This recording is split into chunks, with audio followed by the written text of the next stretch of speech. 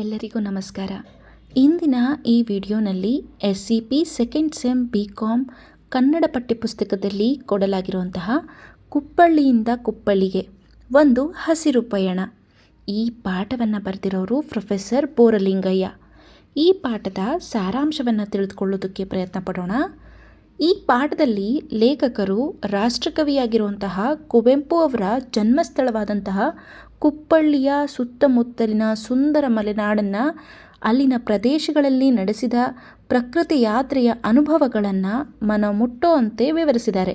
ಲೇಖಕರ ಈ ಒಂದು ಪ್ರಯಾಣ ಕೇವಲ ಸ್ಥಳಗಳ ಸಂದರ್ಶನವಷ್ಟೇ ಅಲ್ಲ, ಅದು ಪ್ರಕೃತಿಯ ಸೌಂದರ್ಯ, ನದಿಗಳು, ಬೆಟ್ಟಗಳು, ಕಾಡುಗಳು, ಜಲಪಾತಗಳು ಮತ್ತು ಮಲೆನಾಡಿನ ಜೀವನವನ್ನು ಹತ್ತಿರದಿಂದ ಅನುಭವಿಸುವ ಒಂದು ಹಸಿರು ಪಯಣ ಆಗಿದೆ.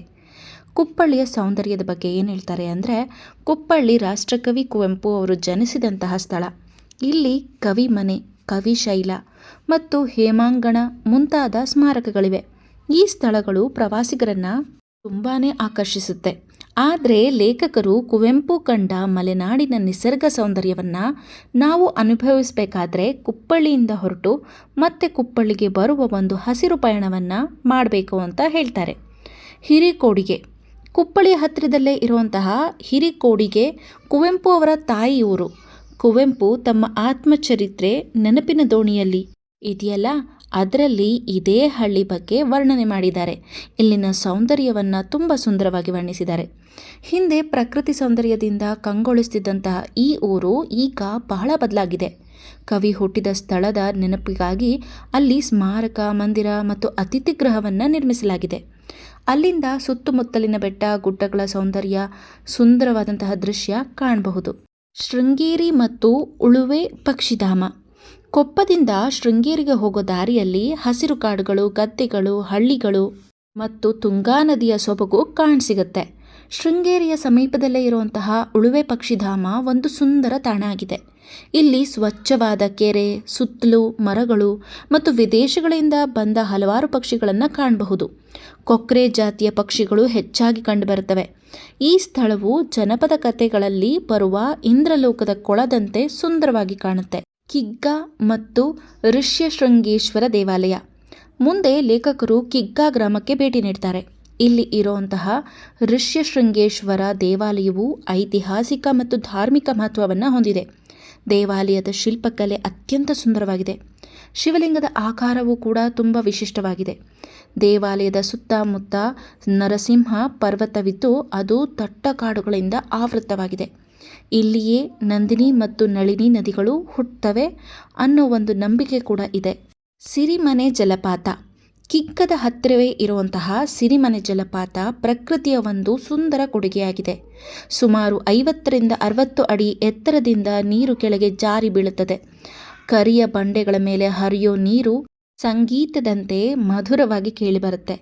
ಜಲಪಾತದ ಸುತ್ತಲೂ ಹಸಿರು ವಾತಾವರಣವಿದ್ದು ಪ್ರವಾಸಿಗರನ್ನು ಮಂತ್ರಮುಗ್ಧವನ್ನಾಗಿಸುತ್ತೆ. ತುಂಗಾ ನದಿಯ ದಂಡೆ. ಕೆರೆ ಕಟ್ಟೆ ಪ್ರದೇಶದಿಂದ ಸಾಗುವಾಗ ಲೇಖಕರು ತುಂಗಾ ನದಿಯ ಸೌಂದರ್ಯವನ್ನು ಆನಂದಿಸ್ತಾರೆ. ನದಿಯ ನೀರು ಅಷ್ಟು ಸ್ವಚ್ಛವಾಗಿದೆ. ಅದರೊಳಗಿನ ಕಲ್ಲುಗಳು, ಮೀನುಗಳು ಮತ್ತು ಜಲಸಸ್ಯಗಳು ಸ್ಪಷ್ಟವಾಗಿ ಕಾಣಿಸುತ್ತೆ.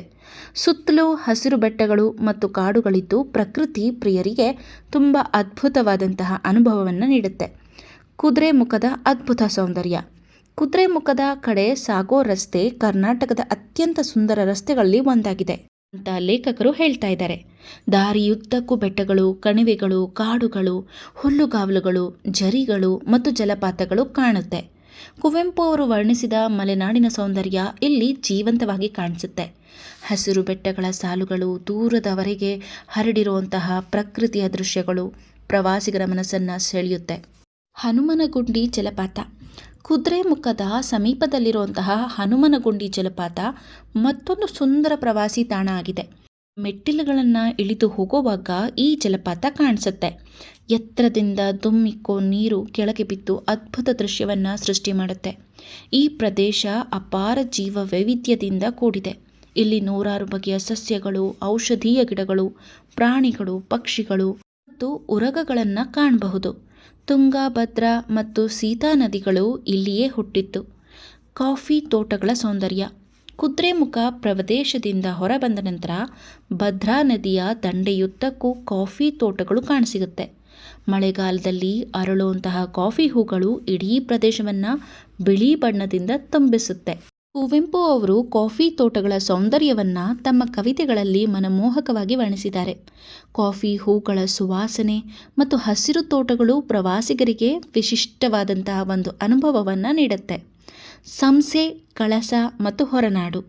ಸಂಸೆ ಮಂಜು ಮತ್ತು ಮಳೆಯ ನಡುವೆ ಮಲಗಿರುವಂತಹ ಸುಂದರ ಊರಾಗಿದೆ. ಆ ಸ್ಥಳದ ಸೌಂದರ್ಯ ಮನ ಸೆಳೆಯುತ್ತೆ. ಮುಂದೆ ಕಳಸ ಪಟ್ಟಣಕ್ಕೆ ತಲುಪ್ತಾರೆ. ಕಳಸೇಶ್ವರ ದೇವಾಲಯ ಮತ್ತು ಸುತ್ತಲಿನ ಬೆಟ್ಟಗಳ ದೃಶ್ಯ ಅತ್ಯಂತ ಆಕರ್ಷಕವಾಗಿದೆ. ಅಲ್ಲಿಂದ ಹೊರನಾಡು ತಲುಪಿದಾಗ ಅನ್ನಪೂರ್ಣೇಶ್ವರಿ ದೇವಾಲಯ ಹಾಗೂ ಪರ್ವತಗಳ ಅದ್ಭುತ ಸೌಂದರ್ಯ ಕಣ್ಮನ ಸೆಳೆಯುತ್ತೆ. ಲೇಖಕರು ಇಲ್ಲಿ ಪ್ರಕೃತಿಯೇ ನಿಜವಾದ ದೇವಾಲಯ ಅಂತ ಕೂಡ ಹೇಳ್ತಾರೆ. ಕುವೆಂಪು ಅವರ ಪ್ರಕೃತಿ ತತ್ವವನ್ನು ಅವರು ನೆನಪಿಸ್ಕೊಳ್ತಾರೆ. ಬಾಳೆಹೊನ್ನೂರು ಮತ್ತು ಜಯಪುರ. ಬಾಳೆಹೊನ್ನೂರು ಕಾಫಿ ಬೆಳೆಗೆ ಪ್ರಸಿದ್ಧವಾದಂತಹ ಊರು. ಇಲ್ಲಿ ಕಾಫಿ ಸಂಶೋಧನಾ ಕೇಂದ್ರ ಕೂಡ ಇದೆ. ಊರಿನೆಲ್ಲೆಡೆ ಕಾಫಿಯ ಪರಿಮಳ ಹರಡುತ್ತೆ. ಮುಂದೆ ಜಯಪುರ ತಲುಪಿದಾಗ ಹಸಿರು ಬೆಟ್ಟಗಳು, ಕಾಫಿ ತೋಟಗಳು ಮತ್ತು ಹೊಳೆಗಳ ಸೊಬಗು ಲೇಖಕರನ್ನು ಆಕರ್ಷಿಸುತ್ತೆ. ಪ್ರಕೃತಿಯ ಸೌಂದರ್ಯ ಇಲ್ಲಿ ಎಲ್ಲೆಡೆ ಕಾಣಸಿಗುತ್ತೆ.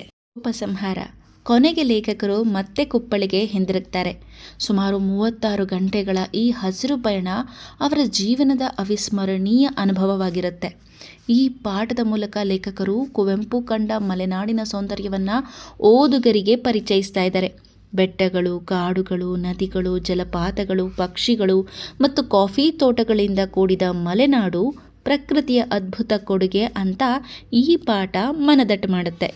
ಈ ಸಾರಾಂಶದ ಮುಖ್ಯ ಅಂಶದಲ್ಲಿ ಏನೇನಿದೆ ಅಂದರೆ, ಕುಪ್ಪಳ್ಳಿ ಕುವೆಂಪು ಅವರ ಜನ್ಮಸ್ಥಳ ಅನ್ನೋದು, ಹಿರಿಕೊಡಿಗೆ, ಶೃಂಗೇರಿ, ಕಿಗ್ಗ, ಕುದ್ರೆಮುಖ, ಕಳಸ, ಹೊರನಾಡು ಮುಂತಾದ ಸ್ಥಳಗಳ ಪರಿಚಯ, ಉಳುವೆ ಪಕ್ಷಿಧಾಮ, ಸಿರಿಮನೆ ಮತ್ತು ಹನುಮನಗುಂಡಿ ಜಲಪಾತಗಳ ಸೌಂದರ್ಯ, ತುಂಗಾ ಮತ್ತು ಭದ್ರಾ ನದಿಗಳ ಮನಮೋಹಕ ದೃಶ್ಯ, ಕಾಫಿ ತೋಟಗಳು ಮತ್ತು ಮಲೆನಾಡಿನ ಜೀವ ವೈವಿಧ್ಯದ ವರ್ಣನೆ ಮಾಡಲಾಗಿದೆ. ಪ್ರಕೃತಿಯೇ ನಿಜವಾದ ದೇವಾಲಯ ಅಂತ ಕುವೆಂಪು ಅವರ ಚಿಂತನೆಯ ಪ್ರತಿಪಾದನೆ ಈ ಪಾಠದಲ್ಲಿ ಮಾಡಲಾಗಿದೆ. ಒಟ್ಟಿನಲ್ಲಿ ಪೂರ ಹೇಳೋದಾದರೆ, ಕುಪ್ಪಳ್ಳಿಯಿಂದ ಕುಪ್ಪಳಿಗೆ ಒಂದು ಹಸಿರು ಪಯಣ. ಪಾಠವು ಮಲೆನಾಡಿನ ಪ್ರಕೃತಿ ಸೌಂದರ್ಯವನ್ನು ಪರಿಚಯಿಸೋ ಮನಮುಟ್ಟುವ ಪ್ರವಾಸ ಕಥನವಾಗಿದೆ.